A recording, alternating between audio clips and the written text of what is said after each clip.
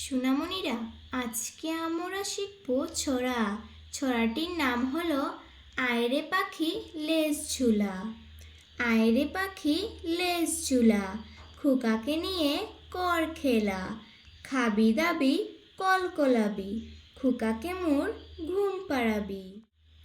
সকালে উঠিয়া আমি মনে মনে বলি, সকালে উঠিয়া আমি মনে মনে বলি, সারাদিন আমি যেন ভালো হয়ে চলি। আদেশ করেন যাহা মোর গুরুজনে, আমি যেন সেই কাজ করি ভালো মনে। চাঁদ উঠেছে ফুল ফুটেছে, কদম তলায় কে? হাতি নাচছে ঘোড়া নাচছে, সোনামণির বেয়ে।